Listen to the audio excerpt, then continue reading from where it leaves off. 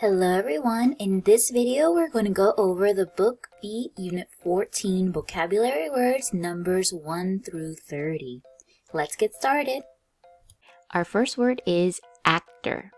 Actor is a noun, and an actor is a person who performs in a play, a movie, or a radio or television program. Basically, an actor is the person who is pretending to be a character. For example, here is an actor and he is playing the character of Superman. And all of these people are also actors. All of the actors have their own character.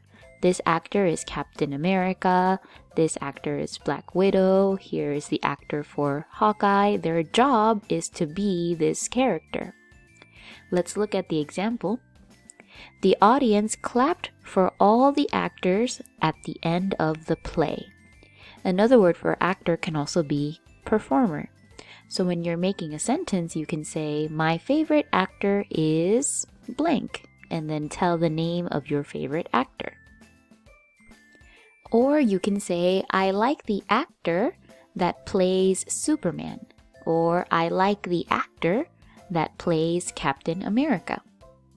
Our next word is admire. Admire is a verb and it means to have a high opinion of or to respect someone. For example, I admire the hard work you do. Or, I admire firefighters because they are brave. When you admire someone, you respect them. You think that they are really good or really smart or really brave. So, when you think about them, you really like that person. For example, I can say, he admires this girl because she works very hard. Or he admires her because she is very smart. You can admire yourself as well. Or you can admire other people that work hard. Usually people admire someone who is very smart or has invented or made something amazing, like Steve Jobs. Some people admire Steve Jobs because he created Apple. Can you think of anyone else that you admire? Our next word is barbecue. Barbecue is a noun, but be careful because barbecue can also be used as a verb.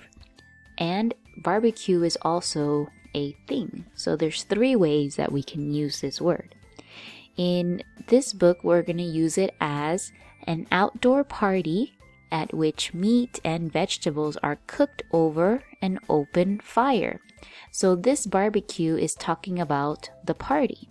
When people have a party where they cook food over fire, we can call this party a barbecue party. For example, every summer we have a barbecue for the whole neighborhood. We often use this word like this, have a barbecue. For example, you can say, I will have a barbecue this weekend. Or we can also say go to, because remember, barbecue is a party. So I will go to my friend's barbecue. It means the party. And barbecue can also be used as a verb to talk about cooking the food on the fire. So here I am barbecuing some meat and vegetables. And barbecue can also be talking about this grill, this machine that cooks your food is also sometimes called a barbecue. Our next word is bitter. Bitter is an adjective, and bitter means having a strong taste that is neither sweet nor sour. For example, that old coffee tastes bitter. And of course, the opposite of bitter would be sweet.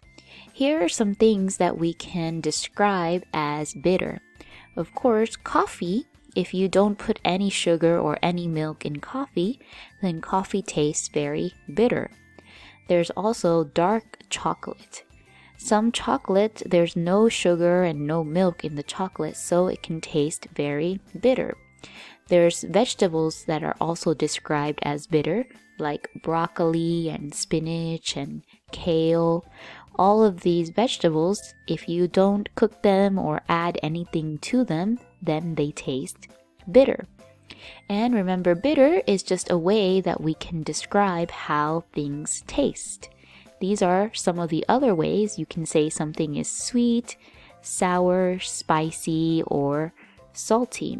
And of course, we can also describe food as being bitter. Our next word is cash. Cash is a noun, and cash is money in the form of bills or paper and coins. Whenever we talk about cash, we don't mean a card. Instead, we mean this actual paper money that you can hold in your hands. Cash can be this money, or it can also be coins. Let's look at the example. You can only pay using cash at the outdoor market. So cash, there's sometimes when you go to a store and you can only pay using this kind of money instead of using a card. That's when we can say that you can only pay using cash. Or some places will say they only accept cash. So you can't pay using a different form like a card. You can only use cash. Our next word is cotton. Cotton is a noun, and cotton is a soft white string from a plant that grows in warm parts of the world, and it is used to make clothes. For example, my shirt is made of cotton.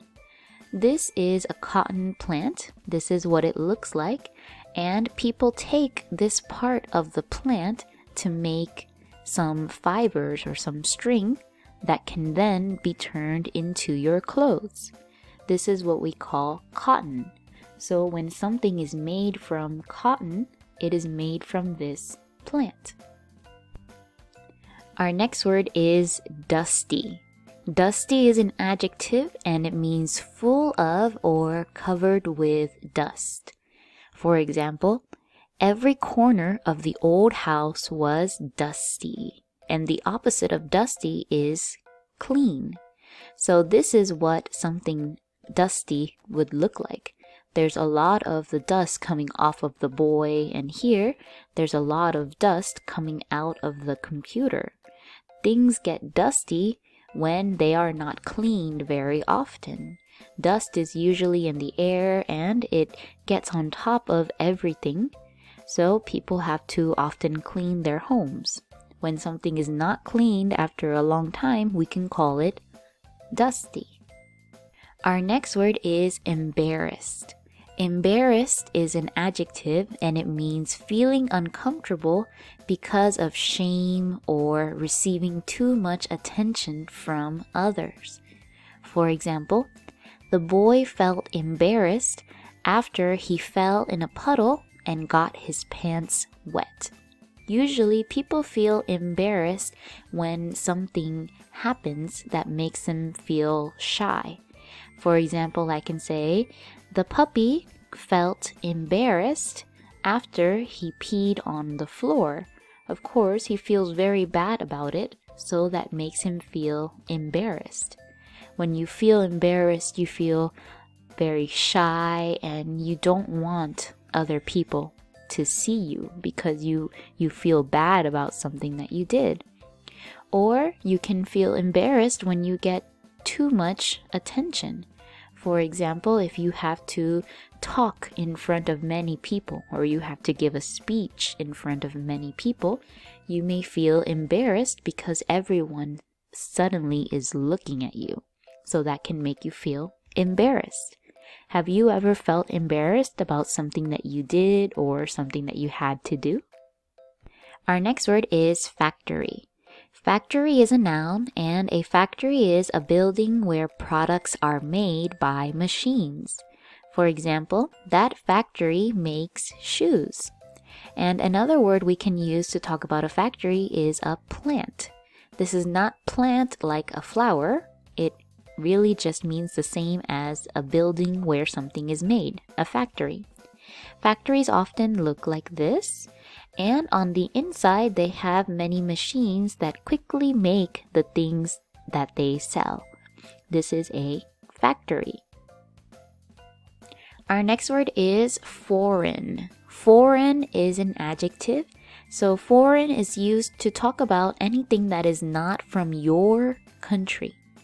For example, for people who live in Mexico, English is a foreign language. In Korea too, in Korea people speak Korean, so English is a foreign language because English is from a different country. So for anyone that is in one country, something from a different country can be described as foreign.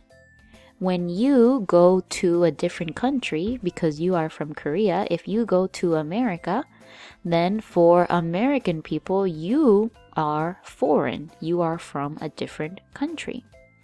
Or some people who live in some countries, let's say in Australia, if they want to buy a car from Europe, then that car would be a foreign car. It's from a different country.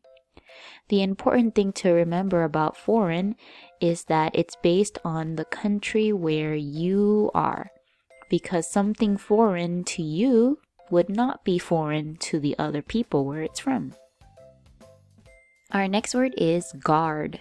Guard is a verb, and guard means to protect or pay close attention to something in order to keep it safe. So guard can be both a noun and a verb. We are going to use it as a verb this time. But just so you know, guard is also what we call these people. They are guards, and their job is to guard, because this one is a verb and a noun. Let's look at the examples. The dog guarded the sheep. So the dog is guarding the sheep. That means he is protecting the sheep.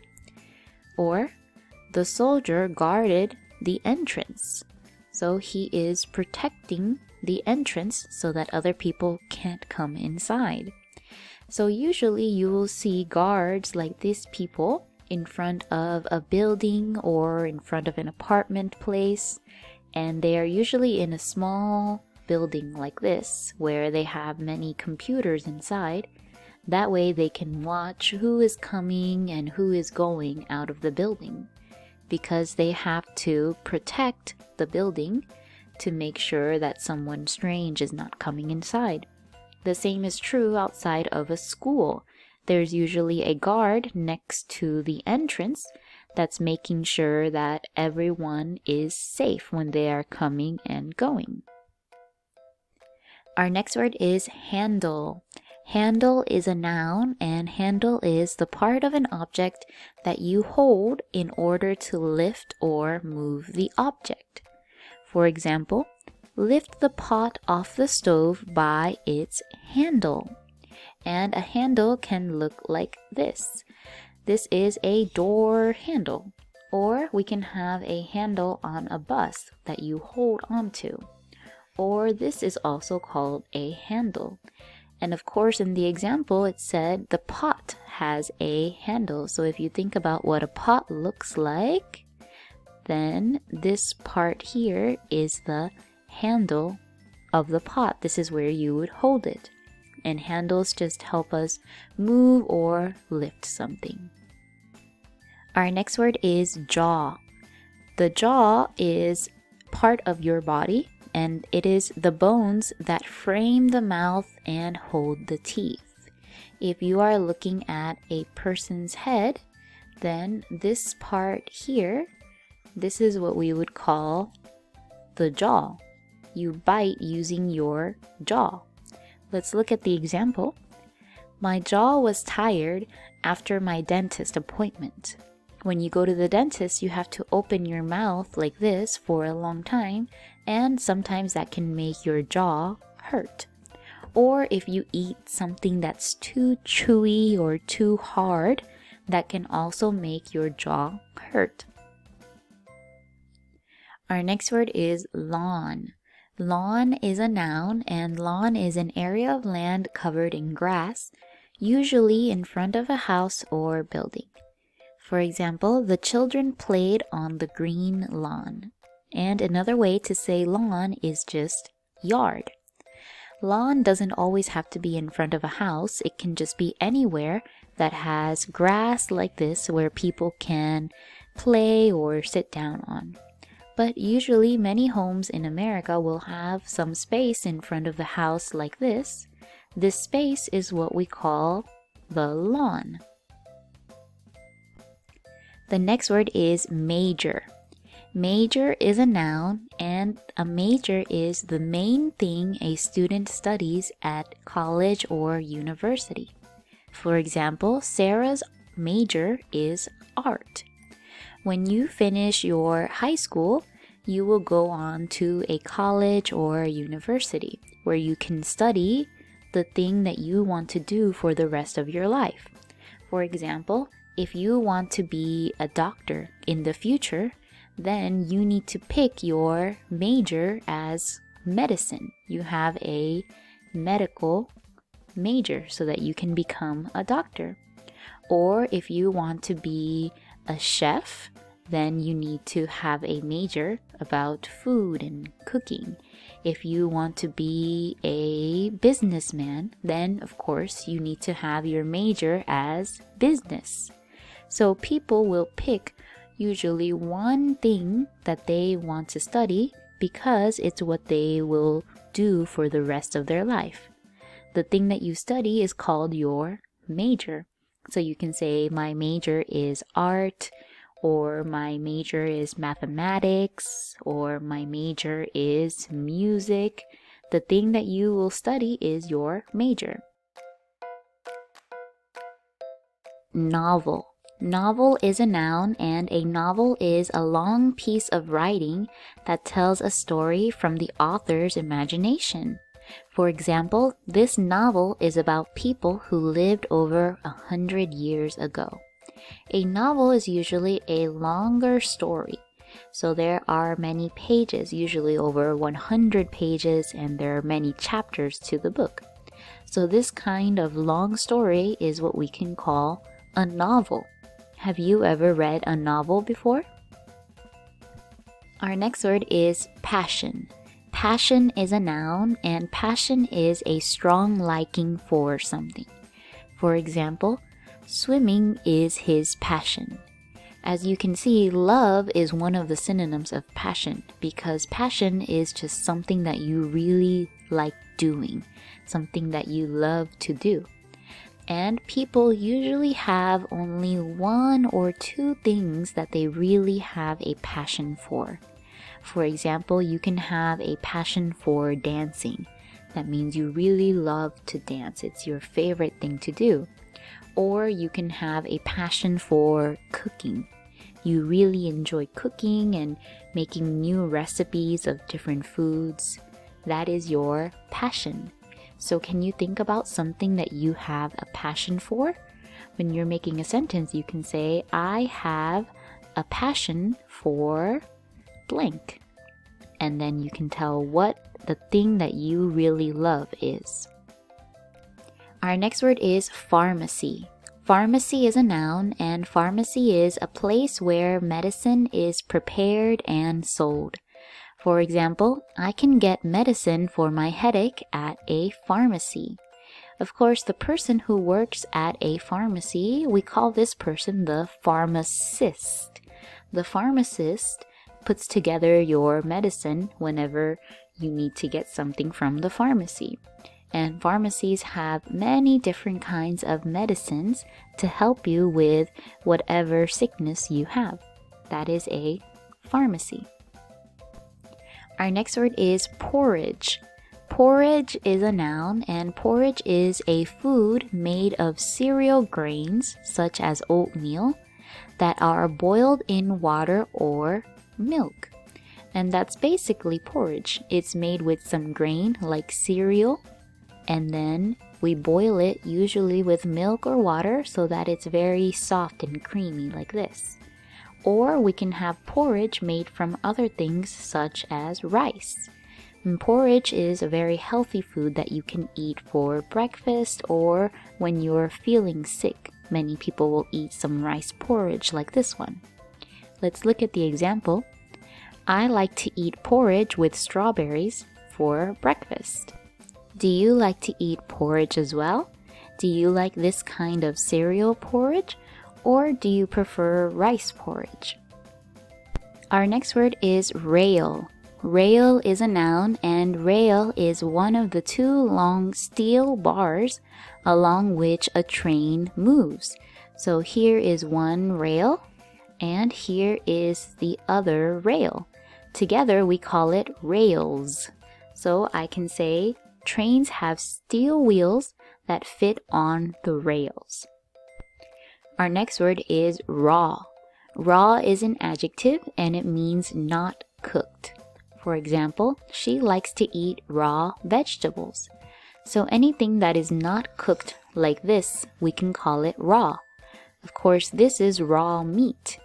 And there is some meat that you can eat raw, but usually meat has to be cooked because there can be different germs on the meat that are unhealthy for you if you eat it without cooking. But some food is okay to eat raw, such as fish. Do you enjoy eating raw fish, like sushi or sashimi? Or do you prefer eating fish that is already cooked? What about vegetables? Do you like eating raw vegetables like these carrots here? Or do you like it better after it's been steamed or boiled or cooked in an oven a little bit? Our next word is separate. Separate is a verb and it means to set apart or keep apart. For example, the teacher separated the two children who were talking during the lesson. So as I said, separate means to keep it apart. If there are two people that are doing something in the classroom that they shouldn't be doing, usually the teacher will separate them, so she will keep them apart. Or we can also use separate to talk about things like this. This is some candy here, and I've separated the colors so that every color is together. This is separate. Do you like to separate the different colors of candies like this?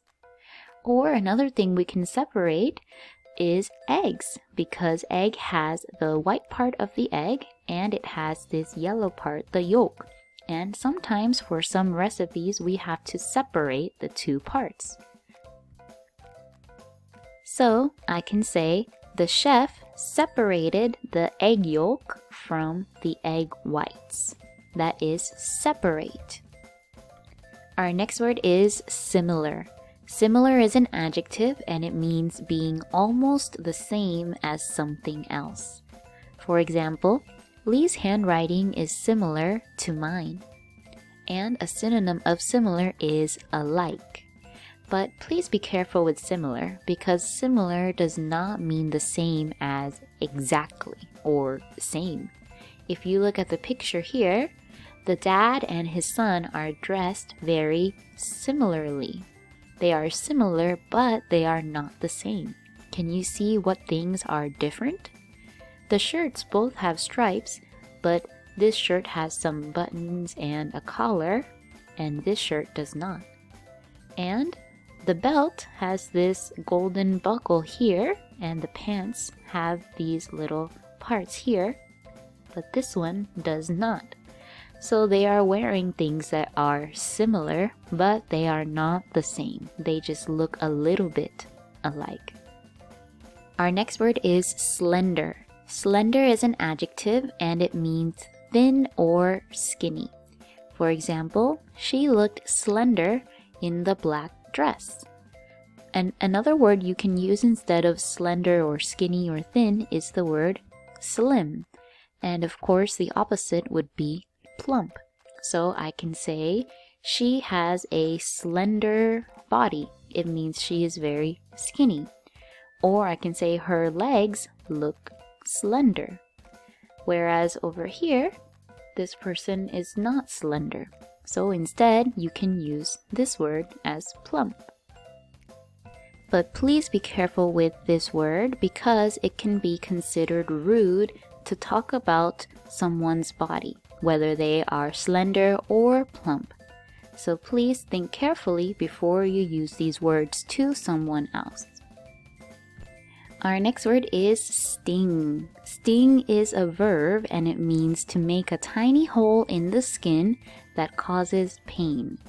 For example, a bee stung him. And we usually use sting to talk about insects. When insects make a hole in your skin like this, we can say that is a sting. And the past tense of sting is stung. So I can say the bee stung me or the mosquito stung me. Or we can even use this word for a scorpion. Their tail can sting you. Our next word is subtract. Subtract is a verb and it means to find the difference in amount between two numbers. For example, if you subtract 5 from 6, there is 1 left. And the opposite is add. So let's look at the picture here. If I have 4 of these pins and I subtract 3 of them, so if I take away the 3 of them, then I only have 1 left. This action of taking the difference in amount is called subtract, to subtract, or subtraction. Let's look at this one also. I have 4 globes and then I subtract 2, then I'll have 2 left. So when you are learning math, do you prefer to add things together or do you prefer to subtract things? Which one is your favorite thing to do? Our next word is task. Task is a noun and it is something that you need to do. And it's usually at work or sometimes at school. Let's look at the example. I have several tasks to complete at work today. Usually when people have things they need to do, when they have tasks, they make a list like this. This one is a to-do list. And on the list, it'll have all of the things that they need to do for that day. And after they finish that task, the thing that they need to do, then they'll put a little check next to it to show that it is done. But the task is just the actual thing that you need to do. For example, if today I need to take out the trash and I need to vacuum the floor, then on my first task here, I can say take out trash. That is what I need to do. That is my task for today. Our next word is toxic. Toxic is an adjective and it means containing poison or having something that can hurt you. For example, the factory put toxic waste into the lake. Something that is toxic is also poisonous. It's very, very harmful for people. Many times factories, they make a lot of waste. They make a lot of trash. And some of that trash they make can be toxic. It can be poisonous to people or to animals if they eat it. And usually when something is toxic, it'll have a symbol like this one or this one on it. For example, you can see here the toxic symbol on this can or the toxic symbol on this trash bag or this liquid. Another thing that's usually toxic for people are cleaning products, the things that you use to clean your house. Of course, you can't eat those things because they are toxic. If you eat them, they will harm you. Our next word is twin. Twin is a noun and twin is either of 2 children or animals born at the same time to one mother. So when you are born at the same time, then you can call yourself a twin. For example, I did not know which twin won the race, but they both ran fast. So there's 2 different kinds of twins. There are twins who are born at the same time and they look exactly the same. They are twins. Sometimes children are born at the same time, but they don't look the same. They are still called twins. Do you know anyone who has a twin brother or twin sister? Our next word is zone. Zone is a noun and it is an area in a town or city that has a special use. For example, they can't build the factory there because it's a residential zone. Residential means that people's homes are there. It's where people live. The other example says, cars should drive slowly through school zones.